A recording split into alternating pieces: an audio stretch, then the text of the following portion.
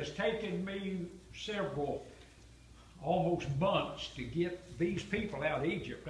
They were in Egypt 430 years. God got them out quicker than I did. But there's been a whole lot in here that we need to dig out. The God that delivered them is the same God that's able today to take care of you and I. God has never changed. He said, I'm the same.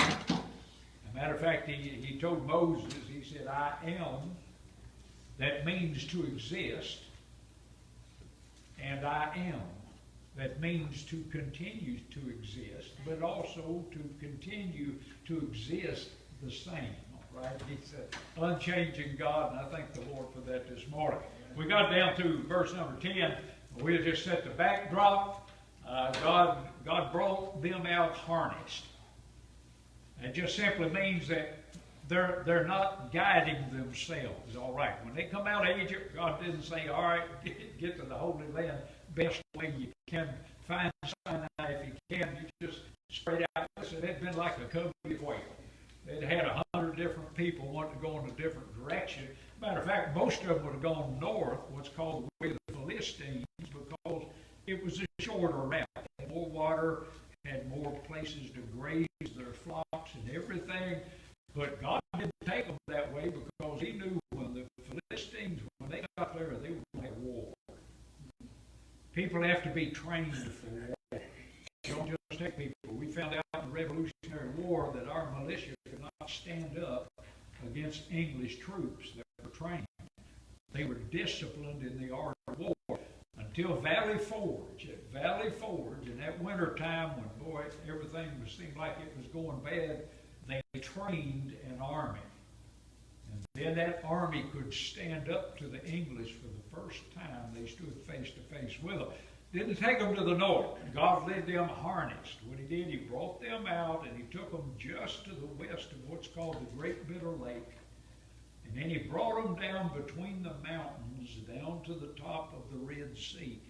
You need to remember again, today we've got the Gulf of Suez on this side, all right, on your right, on your left side, and you've got the Gulf of Aqaba on the other side to come up off the Red Sea.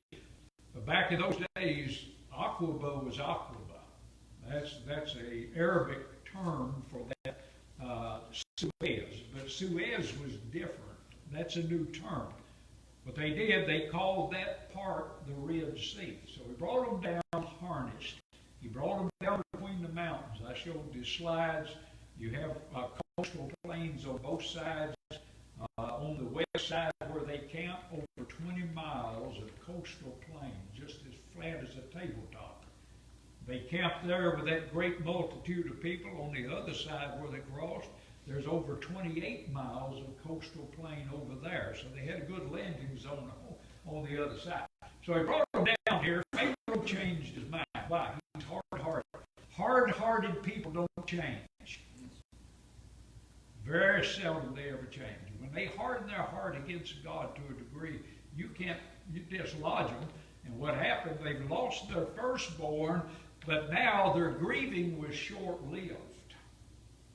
Because when Pharaoh made a statement and he followed after them, listen, he followed after them because the servants were gone. Who's going to cook? Who's going to take care of the house? Who's going to do the farming? Who's going to do the fishing? Listen, they had gotten lazy in the last 80 years because of servitude. They had slaves. They had 3.5 million slaves, and they did all the work, did all the building. So what happened was they got fat, soft, and Pharaoh said, we made a big mistake. We've let all of our servants go. So they got their army, and they came after them. The Bible said he took all of his chosen chariots, all of his horses, and his foot soldiers, his army. The most massive army in the world. You remember we've been going over the world powers in the book of Revelation. The first power was Babel. But the second power was Egypt. Egypt was an extension of Babel. And we find that great power of the Egyptian empire. So they're coming after them. God's leading them with cloud. He got them right where he wants them. Old Pharaoh said they're entangled in the land. He knew where they were. He knew what the topography was. Mountains all the way around and the sea sitting in front of them and a narrow path coming down through there. And that army filled that path on the way to pick them up. Now, we get to verse number 11. They saw them coming. They said to Moses, because there were no graves in Egypt. What? They didn't bury anybody in Egypt? I wonder how many died in servitude. I mean, this was hard taskmasters over the top of them. They said, there were no graves. Boy, how quick you forget. You know, you get saved because you're tired of where you are. You want to go to heaven, and then all of a sudden you look back and say, you know, it wasn't really all that bad back there. Hindsight's not always 20/20. So what they said, because there were no graves in Egypt, verse 11, hast thou taken us away to die in the wilderness? God brought them out to take them in. He promised them a land that was flowing with milk and honey, called the Promised Land. He told them he's going to take them back home. Where did they come from? They came from Canaan. Abraham lived there. Isaac lived there. Jacob lived there. Jacob moved down in famine to Egypt. They stayed there 430 years. Now they're going to get to go home. But they said, you just brought us out to die in the wilderness. You're talking about a griping bunch. You know, the one place in the Bible said that God suffered their manners. Bad manners. All right? Unthankful. Ingratitude. Boy, they were a sorry outfit. Every time something went wrong, the first thing they did was blame the man of God and blame God for it. So he said, wherefore hast thou dealt thus with us to carry us forth out of Egypt? Verse 12, is not this the word that we did tell thee in Egypt? And they did. They said, let us alone. Now when Moses came to deliver them, they were happy about that. Oh, they were praising the Lord. Boy, he met with all the elders and the people. We're getting get out of here, get out of bondage. And the first thing he did was took the straw away from them and made them make brick out of stubble. And they had to go gather the stubble and made it hard on them. He said, the tail of the bricks is not, don't diminish the tail of the bricks. First thing they did, they come back to Moses and them crying. Listen, when you pray somebody under conviction, you better tighten up because you might, hey, if they can't take it out on God, they're going to take it out on you. And that's just the way it happened here. They said, let us alone that we may serve the Egyptians, for it had been better for us to serve the Egyptians than that we should die in the wilderness. Now, what did Moses do? Moses said unto the people, verse 13:1, fear ye not. You're trapped. You got an army closing in that's big enough to completely destroy the people of Israel. They're virtually unarmed, folks. They didn't have swords and spears and arrows. They didn't have chariots. They had plowshares. They had tools to work in the farms with. They didn't have weapons to stand against these machines that were coming their way. Moses said, one, fear not. And then he said, you just stand still. What do you do when you're facing the sea and the devil's crawling up your back and you got no place to go? Stand still. Learn to stand still. You know, one of the psalmists said, be still, my soul. The Lord is on thy side. You know, if God's guiding you, sometimes we feel like we've always got to be doing something.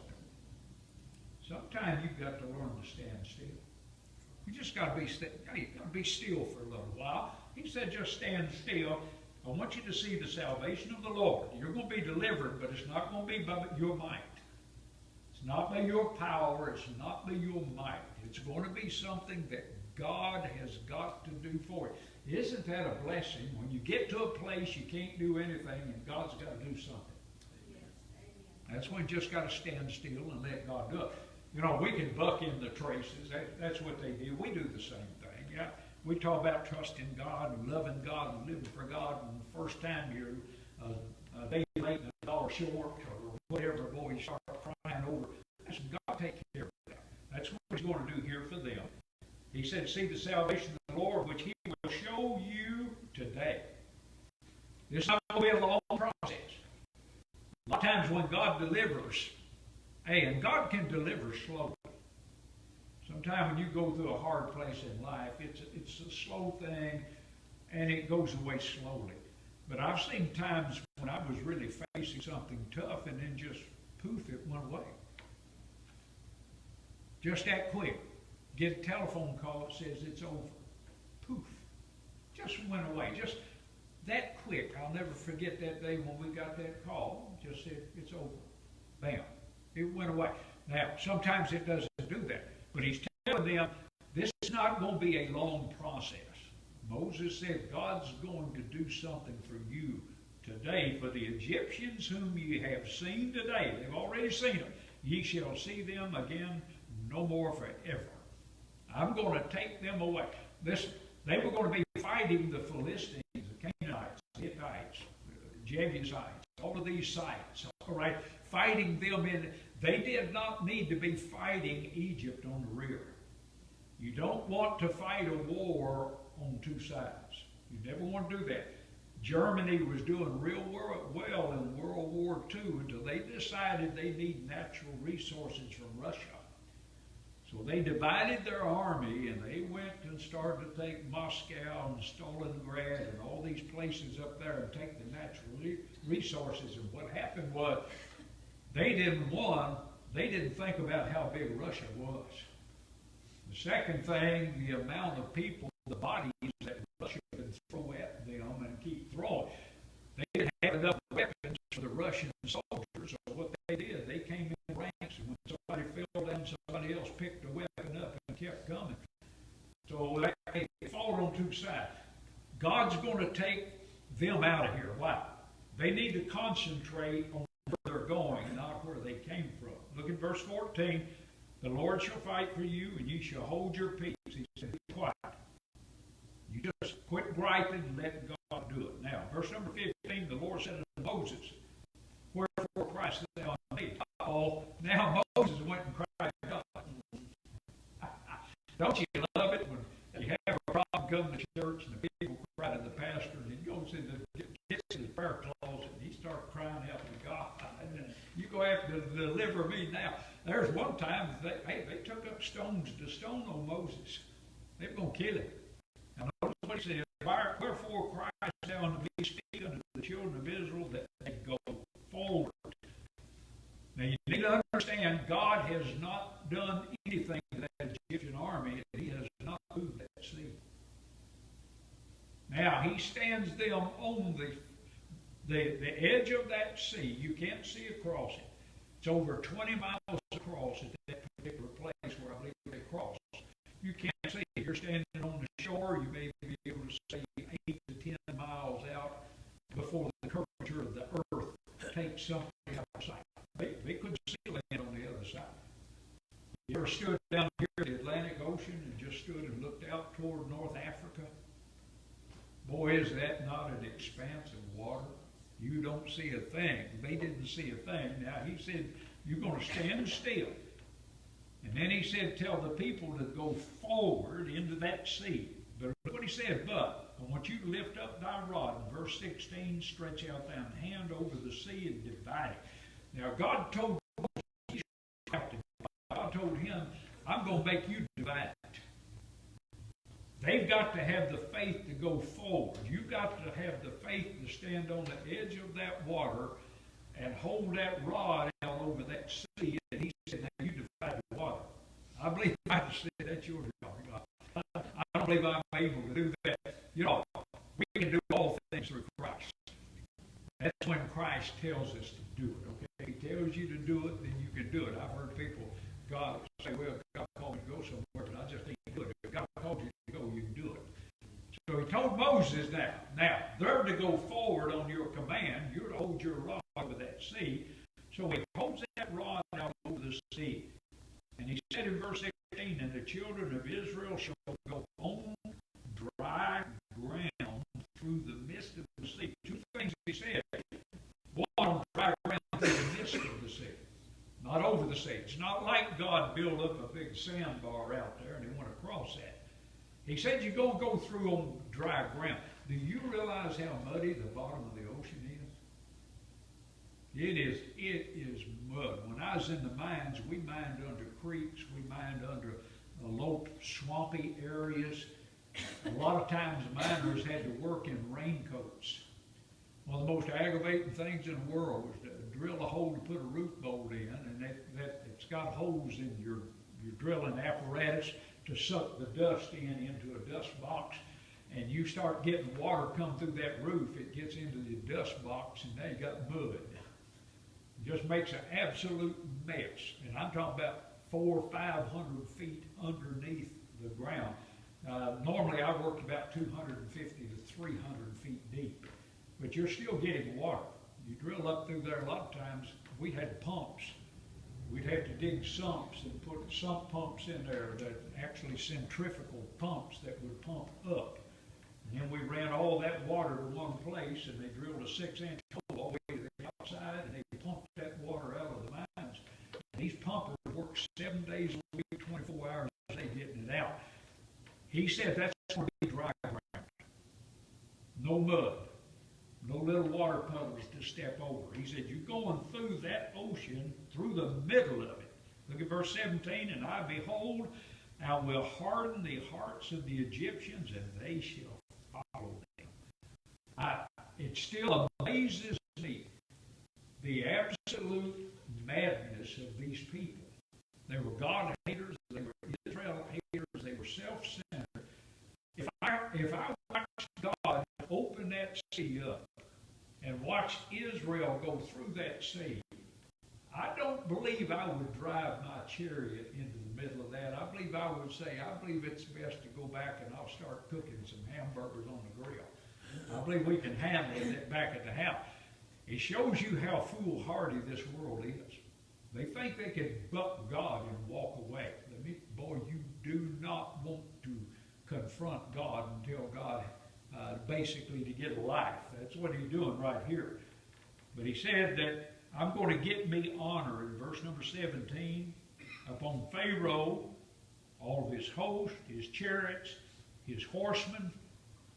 Again, I had a Bible college teacher say that Pharaoh did not die in the Red Sea. The Bible says he did.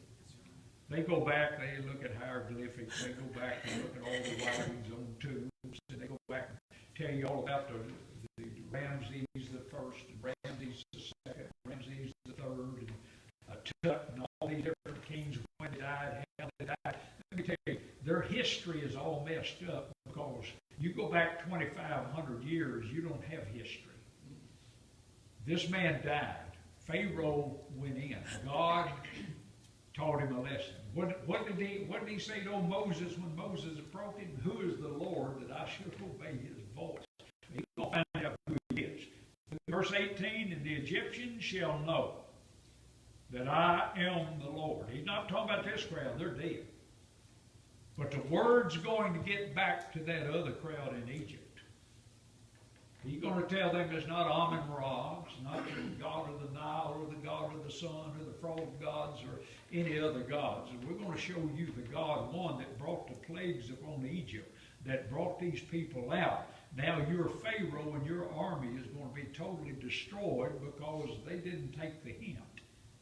So he went in verse number 19, and the angel of God, which went before the camp of Israel. Now he's been leading them. Now that cloud moves from the front to the back. It steps in between that army and Israel. It obscures Israel. We're not talking about just a little spiral of smoke that comes up off of the campfire. We're talking about a huge pillar of cloud and a huge pillar of fire. So what God did, God leaves them facing the sea. Moses has got his rod out. God moves back to the backside. He puts a stop to the army because he got some work done this instantly. But he's trying the faith of Israel. He's also putting a stop to Pharaoh, but Pharaoh's not going to get right.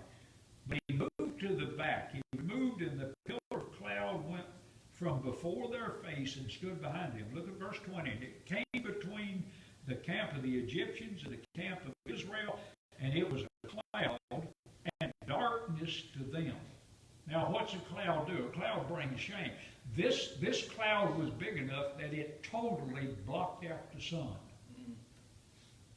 It was dark. It was a blackness, again, I believe, that could be felt on the Egyptian side. They just sat down. Listen, if you can't see anything at all, the best thing for you is quit moving. You just need to stop. Hey, he put that total blackness again on their side. It was darkness to them, but it gave light by night to these. I believe that what happened here was it became light, cloud, and fire at the same time. It gave light. Clouds don't give light. This thing gave light at night to the Hebrews, but it gave total darkness on the other side to the Egyptians. So he said it was darkness to them, it gave light to these, so that the one came not near the other all night. Now, Moses stretched out his hand over the sea, and the Lord did something very special for him. He caused the sea to go back by a strong east wind all that night. That's always interested in me. God's behind them, keeping Egypt away, but God's on the other side of the Red Sea, causing an east wind. Anytime you have an east wind, it's against nature. That's why when our hurricanes come in a counterclockwise. And what they're doing, that wind is coming in, that system is coming from Africa across, or from the Atlantic, or whatever. It's coming back to the east again. It's very strong. Most of the hurricanes in the Pacific also go from east to west. They go in the same direction. They used to say the fish don't bite when the east wind's out of the east, because you've got a strong, you've got a powerful system. So all night long, what he's doing, he calls the east wind. The Bible calls it, he opened it with the blast of his nostrils. God calls that wind. You ever seen wind push water? You've ever seen a storm and you've got water, and all of a sudden you see that water just go that way. That is pushing that water. He used that sea to push that water back. Now, when he opened this sea up, you need to understand how big a place he ordered. We found out that Egypt, or Israel, had an army of 600,000 footmen. That means if you march 5 across and 3 feet apart in ranks of 5, it would cover a distance of 60 miles. That's just 5 across. He's moving 3.5 million Jews plus strangers, Jewish proselytes that go with them, plus all of their cattle, all of their sheep, all of their goats, all of their houseware, everything that they've got. He's going to move that. There is no telling how wide that place was through the middle of that sea, because he's got to move them 20 miles. You move that crowd 20 miles. Hey, that's a long. You hike 20 miles in one day, you've done something. God's going to move that entire nation. That tells me they may have been 20 miles wide going through that thing. The Bible doesn't say, but I'm going to say it wasn't a little path in the sea like you see on the Ten Commandments. This thing was huge in order to get them through. Now, he opened that sea. The Lord caused the sea to go back by a strong east wind all that night. Moses doesn't see this thing come. He can see that night. The Bible said he's given them light. He can actually see the sea. He told the rod back, that east wind starts, but he doesn't see anything because that thing's open from the other side.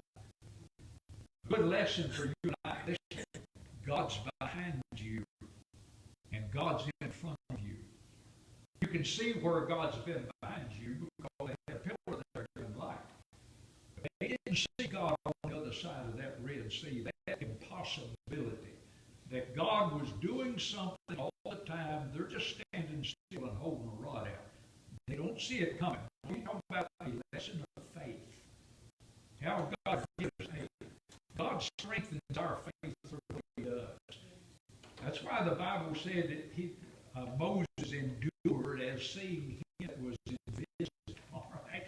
And we don't see God. We don't understand his work. But you need to understand God's camped on where we're running. The angel of the Lord encampeth about them that fear him. The Bible said he knows our downsetting and our uprising. He understandeth our thoughts afar off. God knows what you think before you think it. God's on both sides. So he's teaching them to trust him. With one, what's behind you, but then two, what you've got in front of what is an impossibility. Now, he divided the waters. It said he made the sea dry. The waters were divided. Verse 22, and the children move forward. Man, they went in there, you talk about faith. I don't really know how deep that was. The Bible said it's the heart of the sea. So I don't think it was a horse crossing a branch or something like that. This was the heart of the sea. God made the water stand up in a heap. The Bible said he congealed, made it like jello. He congealed the heart of that sea. It just stood up there. And here they are now. They're going to move. They went through the middle of that thing on dry ground, and the waters were wall under them on the right hand and on their left. And the Egyptians pursued and went in after them to the midst of the sea. Now, I don't know how long God held the Egyptians back. These people were on foot. These Egyptians ride horses, chariots. They can move very quickly. God kept them blinded and at bay until I believe virtually, if not, took them all the way across that big sea before he ever moved that cloud and let them see that thing. Now, they looked at the most awesome sight they've ever seen in their life. They're used to the Red Sea. That thing standing open, they can see where Israel went through that sea, and friend, they followed in after. The Bible said to the midst of the sea. God just let them keep coming. They probably rode those chariots and horses over 10 miles to the middle of that sea. But I mean, they were coming in after them, and God got to where you can't turn around. I'm not saying you can run, but you can't hide. Now, God will do something with them now. They pursued in the midst of the sea, even all Pharaoh, verse 23, horses and chariots and his horsemen. And it came to pass that in the morning watch, you got 3 watches at night. You got the first watch, the middle watch, you got what's called a morning watch. Divide that up. I think they do that a lot. We didn't do it so much in the military. I think the Navy did. They had different watches at night. The morning watch was the last hours of darkness up to about the time that the sun comes up. So here they are. It's the morning watch. It's just about to get daylight outside. God is letting them come on through. But notice what it says in verse 24. The Lord looked unto the host of the Egyptians through the pillar of fire and the cloud. They see that in front of them. I see on both sides. These people are fools. I don't know if any of you know, the Bible says call no man fool, but sometimes God calls them one. If God calls them a fool, I let them call them a fool. These people, they were foolish at best. And they look, and God is in that cloud, the fire cloud, and he's watching them. He's looking at them, and they get right where he wants them to go. The Bible says he troubled the host of the Egyptians. He took off their chariot wheels. Ever had a wheel run off a vehicle? Now, you talk about bringing you to a halt. Both of the wheels ran off the chariots. When they did, notice what he said about it. They drave them heavily. I mean, they dug into that ground. They didn't have any place to go now. These 2 horses may be able to drag a chariot on the ground with no wheels, and got at least 2 men at every chariot, not more than that. Normally they had a driver and they had a bowman. They had one man that would shoot the bow and arrow or operate the sword while the other one drove the chariot. He just took the wheels off of where they couldn't go anywhere. Then, so the Egyptians said, let's flee from the face of Israel. For the Lord fighteth for them against the Egyptians. For the first time they knew they were in trouble, they had no place to go. They recognized the God of Israel. Verse number 26, the Lord said unto Moses, now I want you to stretch out thine hand over the sea again. That means he's on the other side of it.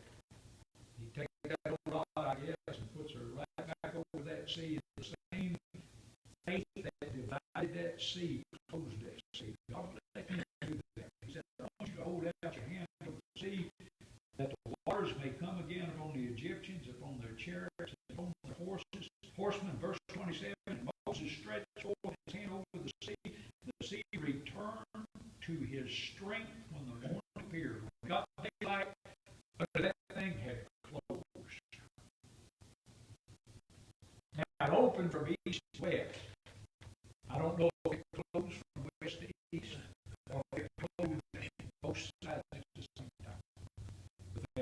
place to go.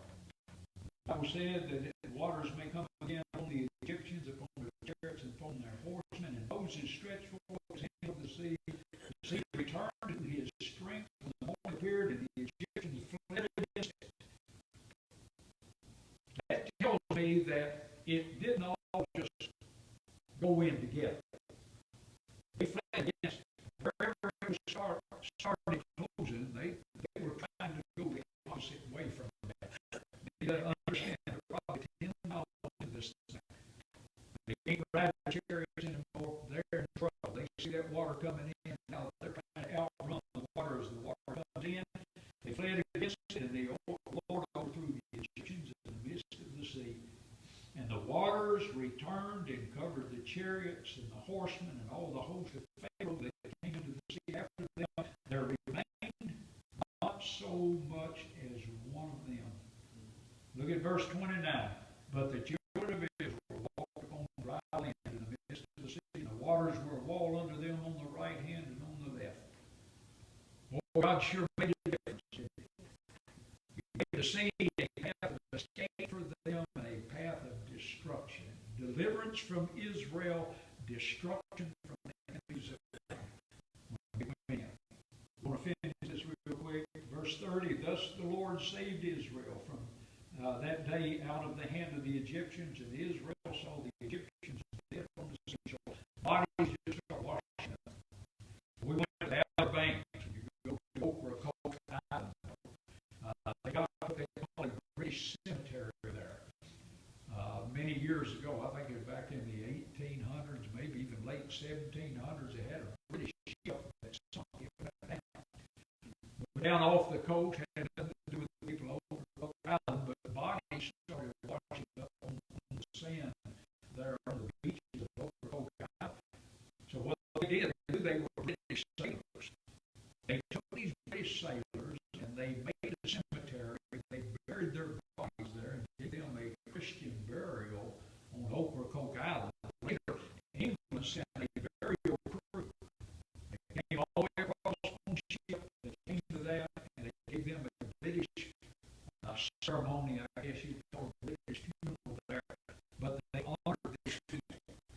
I was said that these bodies just washed up on the shore of the sea. And Israel saw that the great work which the Lord did on the Egyptians, and the people feared the Lord and believed the Lord and his servant Moses. And we're going to stop with that. That sounds good. I believe that could, I don't know, I kind of believe that could have lasted me the rest of my life. Now, if I was a grown man, I saw God do that. I thought, man, don't tell me God can do anything God wants to do.